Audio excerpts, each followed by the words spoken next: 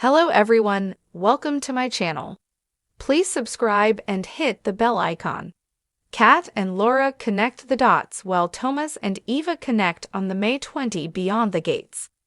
Eva and Tomas discover they have something in common.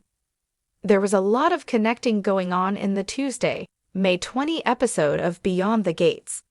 Vernon and Anita reconnected with Tracy, Anita's former Articulate sister. Ashley and Derek pretty much disconnected from each other over this cohabitation situation. But will they call it quits forever? Kat and Laura connected the dots and figured out the hit and run wasn't the Thomas's only potential major crime. And Eva and Tomas connected over the shared trauma of their pasts. Scary Leslie can't blame Laura, Destiny Love, for being scared. She woke up to Leslie, Trisha Mangrant, looming over her in her room. And when she picked up that pillow, who didn't think that she would smother Laura? That she came to her hospital room to finish the deed? Instead, Leslie used the same doublespeak that sounded like she was framing her daughter in one breath and defending her innocence in the other. It's exhausting trying to figure out what that woman means. Does she love Eva, Ambar Michelle?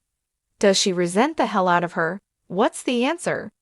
Kat and Laura make a realization. After Kat, Colby Muhammad, catches Leslie in Laura's hospital room, the two make an important deduction after she leaves. That someone had to be responsible for Laura's spike in potassium that caused a cardiac arrest in a 20-something girl. Kat keeps focusing on Eva, but she seems to be coming around to Leslie being the culprit. Hopefully, Kat or Jacob Jiber Horges will question Shanice Ernestine Johnson sooner rather than later.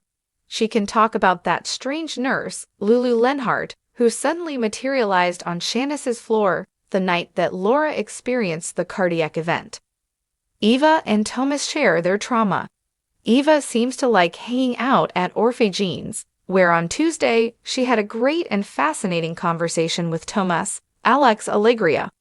It's clear that he doesn't subscribe to Kat's way of thinking and is annoyed that Kat would rather go to the police than have dinner with him. But the two soon start talking about the bad parents in their lives. Obviously, Eva talks about Leslie and how she wishes Leslie were just all bad all the time. That way, she wouldn't feel bad about wanting to go against her. As it is, she feels she can't fight against her mom because of her massive guilt complex, especially when her mom shows her love. Meanwhile, we finally learn something substantive about Tomas. It's his dad who is the emotional abuser in his life. He can never do anything right in his eyes.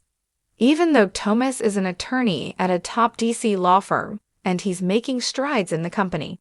But then there were those times when they worked on cars together and shared a beer. Those were the good times. But when they make that shift, it's all over for them. The two started understanding each other on a whole other level.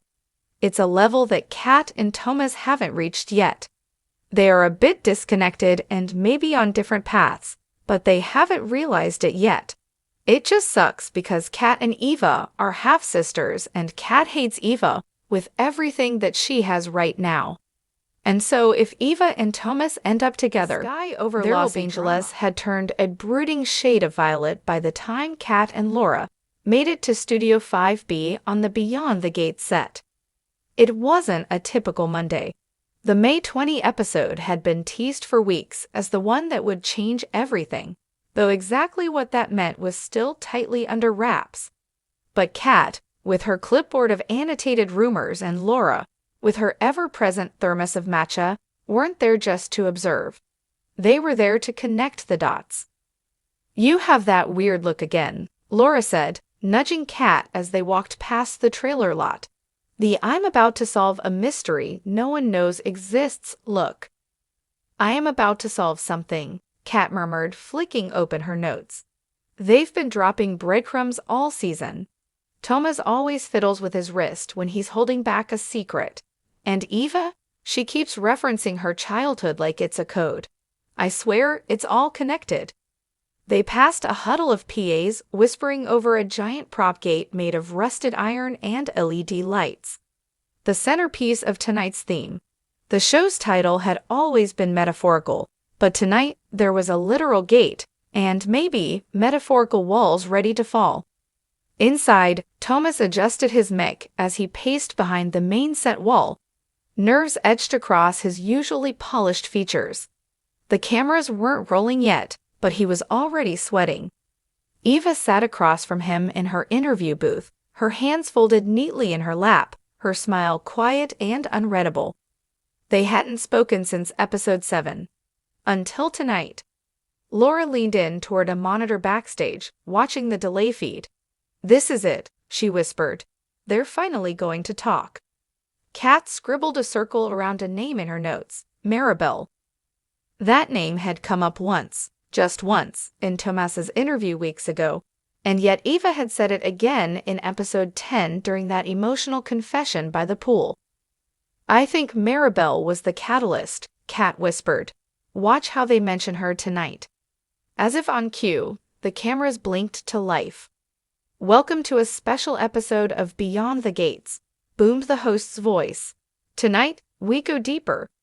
The gate on stage creaked open with theatrical weight. Tomas and Eva stepped through, each with hesitant smiles, standing on opposite sides of a semicircle of flickering lanterns. "I didn't think you'd show up," Eva said softly, her voice barely carrying. "I wasn't sure if I should," Tomas replied. "But then I remembered what you said about unfinished stories." Offstage, Laura clutched Kat's arm. "It's happening." Kat nodded slowly, eyes never leaving the screen. In the control booth, producers held their breath. This wasn't just a scripted heart-to-heart. This was real, something unpredictable, something risky. "I've been thinking," Tomas continued, "about that summer you mentioned. In Valencia, you said you lost someone. Was it?" "Maribel," Eva finished for him. "She was my sister, half-sister. I didn't know about her until I was 16. Kat's pen dropped to her lap. "Called it." "She meant a lot to me," Eva went on, "but she also tied us together in a way I didn't expect." The audience was silent, caught in the gravity of the moment. "I knew Maribel," Tomas admitted. "We were close. I didn't realize she had a sister. She never told me." "She was protecting me," Eva said, her eyes bright. "Or maybe protecting herself. But when I found her letters, after she died, I pieced it together." Tomas took a step closer. "That's why you pulled away." "Because I couldn't figure out if I was just a chapter in your story, or if you were supposed to be in mine," Eva whispered. Behind the scenes, Laura was wiping away a tear. Kat's focus had shifted. "Okay," she said quietly. "So the dots are, Maribel connects them both. She's the key, and this isn't just drama, it's legacy. A shared past colliding with the present. No wonder they saved this for May 20. The host stepped in then, giving the audience a moment to breathe. "You've both crossed the threshold," he said, gesturing toward the gate. "Do you want to continue the journey together?" Tomas looked at Eva. "I want to try." Eva smiled, for real this time. "Then let's see what's beyond the gate." The crowd erupted, not in screams, but in something quieter, warmer, a collective exhale. Backstage, Kat leaned back against the wall, satisfied. "That's it, isn't it?" Laura said. "That's the turning point." "It's more than that," Kat said. "It's the thesis of the entire season. It's not just about romance. It's about confronting the pieces of your past you've hidden and letting them guide you forward." Laura blinked. "You always get weirdly philosophical after emotional scenes."